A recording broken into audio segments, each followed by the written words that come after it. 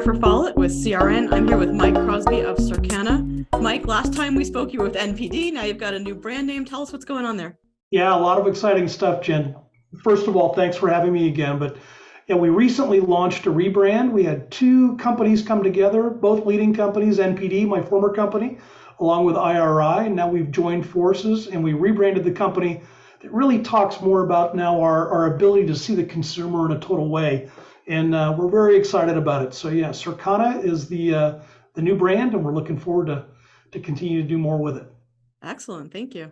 So we're going to talk today about digital transformation and its impact specifically on the software space and the opportunity that that's created for the channel. So let's dig in a little bit to the high level metrics. What are you seeing in the software space right now? You know, and we alluded to this, I think, the last time that we spoke, but we definitely see in 2023 a kind of a shift overall what's going on as we break our customers down between small, mid-size, and enterprise. We usually look at it at hardware, software, and cloud in each of those groupings.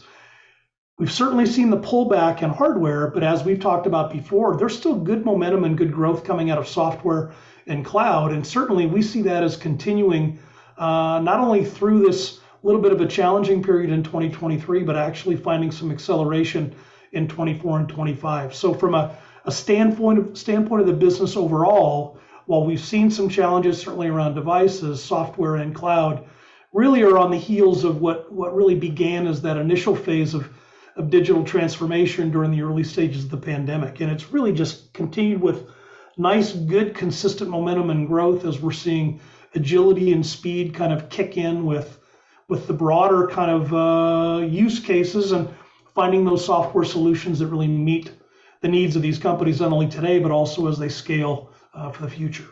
Feels like a lot of partners maybe took the opportunity throughout the pandemic to make that shift, to pull away a little bit from hardware and move toward the recurring revenue opportunities in software. Was that what you're anecdotally seeing as well?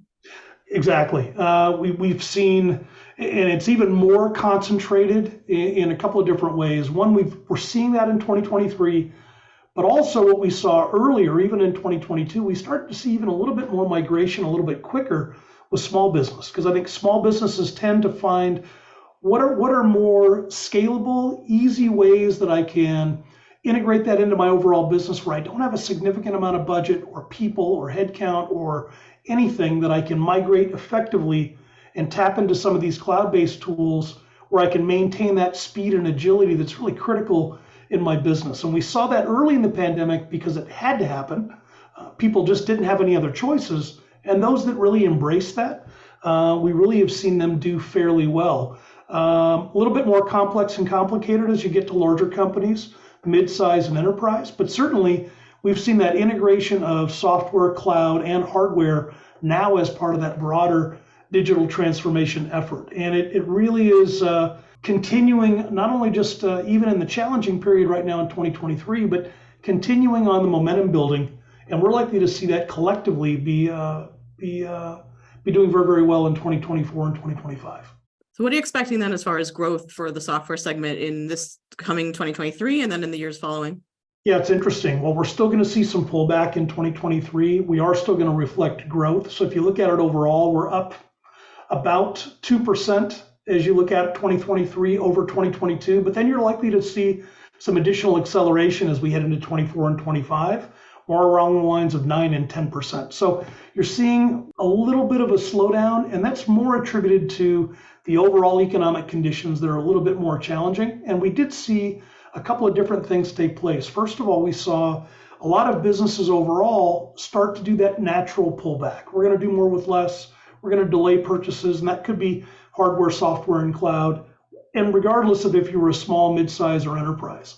But what's interesting, that's a budget overall, but actually the IT percentage of the budget actually stayed the same or grew on a year over year. It was a little bit different prioritization and a little bit more emphasis on cloud and certainly on software. And that's really where we see it, at least short term. But as we talked about with those more aggressive goals heading into 2024 and 2025, we're going to see everything really kind of firing on all cylinders. And again, producing, I think, some pretty good, strong growth that's going to be sustained. And we see that likely to continue even beyond the horizon of time that we're talking about in 2025. So throughout the pandemic, it was really the larger enterprise customers that made that move at the outset. But then you said earlier that SMB is now coming on strong. Can you give a little color there on what you're seeing? Yeah, and I think I think small business is certainly challenged with a number of headwinds, as we've talked about before, even more so than midsize and enterprise, because they're fighting against really three major elements. First and foremost, they just don't have a lot of operating flexibility. So there's not a lot of available capital to spend and invest in people or resources. So they have a tendency to do more with less. You're also finding still ongoing challenges with talent, or being able to not only find and identify talent or retain talent. So they're fighting those two things. And then the third element that actually just kind of transpired over just the last couple of weeks is around some of the challenges in banking, mainly around smaller and mid-sized banks. And a lot of that is that capital availability. So small businesses are facing a lot of these challenges, but they figured out a way that if I can let my size kind of be their friend, so to speak, they're looking at what are some ways that can scale with my ability to drive the business. And that's where we saw that migration more so to cloud. So we're actually seeing higher adoption rates come up a little bit relative to cloud and small business, where cloud is certainly a core part of that overall offering within midsize and enterprise. But you're really seeing that adoption kind of ramp on small because they can do more with less. They don't have that infrastructure to support it on their own directly, and it can flex as their business flexes. So it's more cost effective. And those three things are really going to be key. And again, it helps keep small business, I think, agile. And that's the trick, right? Play bigger than you are. And I think cloud allows them to do that. So small business, we're talking about 99 seats or lower. Now, when we say software in the Circana parlance, what are we talking about? What are the bits and pieces that make that up? So if you look at it, there's about 13 subcategories that roll up overall, and they're pretty heavily concentrated. There's 8 or 9 that really make up the significant portion of that. But what typically leads, and we've continued to see this overall, is really content and collaboration. That continues to be a big driver. And it's enabled not only small companies, but midsize and enterprise to really leverage the fact of people being on site, being remote, or hybrid of. It really allows that capability to really leverage the resources they have in really an efficient and effective way. The other area that we've seen a lot of growth and continues to be critical is around security.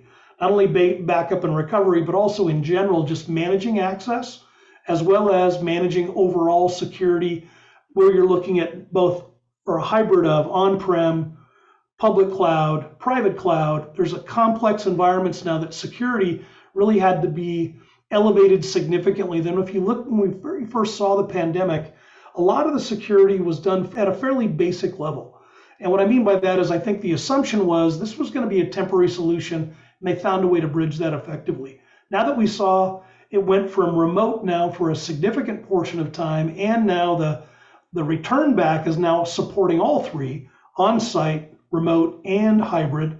Security really had to really get much more sophisticated in their approach. And that's where you've seen that continued investment. And that's going to continue as we see it moving forward. So between those two areas are pretty significant. You're also seeing more monitoring and management as well, becoming more critical, because it's just about traffic and traffic maintenance. And again, managing that security element of who has access to what, and is it operating efficiently within the bigger business.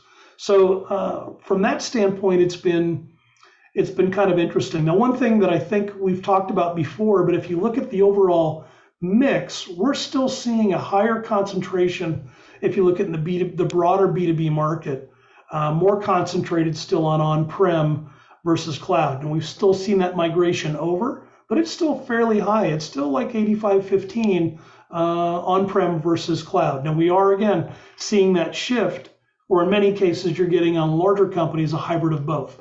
But we definitely are seeing that adoption on the cloud side. It's still relatively small, but it's certainly moving in the right direction and accelerating. Those three areas, the collaboration, the security, the monitoring, are those the top three, regardless of what size the business is? For the most part, it is. You're not seeing a lot. In fact, the one biggest one that we see, content and collaboration, is always number one. So regardless of small, mid-size, or enterprise, always number one. You may see a little bit differences. Operating system is a subcategory. Monitoring and management is one. You see those kind of in between a little bit. They'll kind of trade rank order a little, but for the most part, those same 4 or 5 are the key contributors really around that software revenue mix. Maybe a little surprising to hear that 85% of the software spend is still on premise, given how much we hear about the recurring revenue opportunity and so many companies, moving to the cloud. What's the rate at which you expect that to shift? I think it's still in 2023. I think, again, because of where we still see it with small business, I think they're going to be fairly economically challenged, at least for the year. 24 and 25, I think you're going to still see maybe a 1 to 2 point movement on an annual basis, but it may accelerate again. And as small business begins to kick in more broadly, because again, they're really operating today on what's absolutely critical. What's a critical purchase? And anything that's not critical, they're basically taking a pause until they can find a little bit better stability economically. But I think you're likely to see that 1 to 2 point swing as we see that continue to migrate over. On-prem is always going to be, it's not going to be a this or that. There's always going to be a high level of concentration on-prem, especially as you look at mid-size and enterprise, because in many cases, it's a risk mitigation as much as anything too, and compliance. So you're going to see some of those requirements. That's always going to be a requirement, and that's going to be supported there. But I think you're going to continue to see that adoption. And again, as economic conditions improve, we're likely to see that accelerate a little bit faster. We've spent a little time on the small size customers. What about the mid-market? What are you seeing there? Any differentiators there from the other 2 market segments? I think the mid-size market tends to play a little bit closer to the enterprise. They have resources, they've got budgets, they've been taking a little bit longer view of really what are the requirements on not only how do I take my business and optimize it today, but also will it scale effectively as we grow our business further. And I think you're going to see a lot of those similar parallels between mid-size and enterprise. Definitely see cloud as a key contributor to that, but also on-premise as well. So look at these hybrid environments, mostly around mid-size and enterprise. And again, in many cases, even at mid-size, you may see a hybrid of. You may see a private cloud, public cloud, but you also will see some on-prem as well as from a software configuration standpoint. So typically, the more complicated and more complex the environment, you're likely to see more complex in the way that they're supporting it in all 3 of those facets. As you get smaller down, you tend to see a little bit more leaning towards the cloud. Simply, again, as we said, they don't have the resources, both headcount and dollars, to effectively fund it on their own. So that's the typical scale kind of that we see. Small is simple and more cloud oriented. Mid-size, it's a little bit more of a hybrid and a little bit more complex environments. Scale to the enterprise side, and then it ultimately is taking into account all aspects of again, remote, hybrid, and on-site. Let's zero in on that enterprise bit then. What should channel partners expect there as far as the biggest opportunities for software in the enterprise market? The nice thing about enterprise is, again, they take a longer view. We've seen some challenges, certainly in tech, around layoffs and other things that have happened kind of periodically now in 2023. You're likely to see that a little bit broader. But again, the nice thing is, I think, from an operating flexibility, from a longer view of the investment on really where it's headed, enterprise is positioned very, very well. And I think as some are pulling back a little bit again on the hardware side, you're going to see continued focus on innovation and scaling and optimization to really make sure it's as efficient as possible. They're leveraging off these collaboration tools and resources to make sure they're their most productive selves, but also security is going to remain paramount. When you're having to manage on-site personnel, hybrid personnel, and remote personnel in the ways that they're doing it, you're going to continue to see that ongoing investment in security and in SIM configurations and things that are really around how do we have the ability to police and monitor and scale to the business as it needs to be done. And that's where I think enterprise, again, has, I think, taking that longer view, as I suggested earlier, and I think you're going to see additional budget dollars that are available, not only in 2023 that's challenging, but certainly as we continue to scale and business conditions improve heading into 24 and 25. When we talk about the collaboration space, it seems like one of the more interesting dynamics now is with the push toward hybrid, more companies, it sounds like, are encouraging, maybe encouraging is the nice word for it, employees to get back into the office, which now creates a little bit of disparity between, who's remote and who's not when we're dealing with things like a video call or video collaboration. Actually, a issue that was being dealt with before the pandemic, but now it seems like in a much larger scale, and maybe even in reverse ratios, where before it may have been, the larger number of people were in the office and a smaller number at home. It might be even flipped now in some cases. What are you seeing there? Yeah, it's been a great question. It's been really, really interesting because we've seen it, the pendulum really swing backwards. And as we knew, towards the peak of the pandemic, it was really a lot of initiatives were obviously in support of remote employees, and there was a lot of flexibility on the part of the employer. As we saw, though, and as businesses began to slow down a little bit, both driven by the Fed and raising interest rates and trying to cool the economy down, businesses were performing at a little bit lower level, and that pendulum kind of swung back a little bit more oriented to the employer. And the employer found a couple things that really kind of jumped out. First of all, I think they found that many, especially younger employees, I think, struggled with not having the ability of that face-to-face engagement and participating in those collaborative events and activities, even with the collaboration software and other things that have been implemented. But a lot of it was due to a lack of management experience in managing remote employees. That was one. The other one was we certainly saw huge investments that were made over the past 10 or 20 years on headquarter campuses, as well as other buildings, and we saw a lot of those sitting vacant. So a lot of companies were struggling with how do we support and justify the expense and the investment that's been made in facilities, and are we really leveraging it to the level that we could? And then the third one is, which is probably a little bit less attractive, is I think you see a lot of companies that rather than necessarily have to do any formal headcount reductions too, as they're changing policy to migrate it back towards maybe on site 3-4 days a week, there may be some natural attrition that comes from people that just say, look, I'm not prepared to commute or go back to the office again. So those three things are really kind of coming into play now. But I think the good news is we look at now tools like Zoom or Teams or other, they've really come a long way even from where they were in 2019. And I think you're seeing a lot of investment and you're seeing a lot of innovation come. Maybe it's less out of hardware, because we really saw innovation in hardware slow down a little bit during the pandemic, because it was really all about getting inventory from the manufacturer into the hands of customers or consumers. It was really about optimization on supply chain. Software continued to do that push and innovation, and then we're getting regular constant feedback about what are some things that would be the next level of how do we optimize this to the next level. So I think you've seen that good innovation continue to ramp with software, where you're likely to see that now start to re-engage and re-accelerate on the hardware end as the economy kind of goes from this challenging period in 2023 ultimately to 24 and 25. But the point being is, I think on the software specific is, I think you've seen that ongoing investment. You've seen them optimize these tools and resources that even with the shift back to on-site and with the need to support now on-site, remote, and hybrid, these tools have come a long way, and I think they're going to continue to really show some good innovation around what are ways that we can make people feel that they're most productive selves and address some of the challenges that we just talked about, because that's not likely to go away.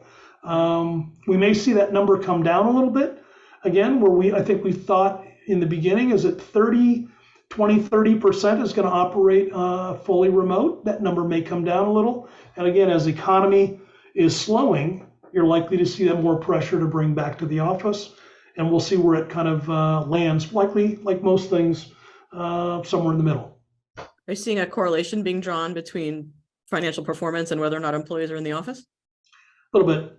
And I think it's also, I think in general, employees too want to make sure that they're maintaining their own visibility relative to their management or their performance in the office. So I think it's falling back a little bit on old habits in want to make sure they've got good visibility with their leadership and with their management, making sure people are seeing and understanding what their contribution is. Yeah. Where I think remotely, it may be a challenge or more of a challenge.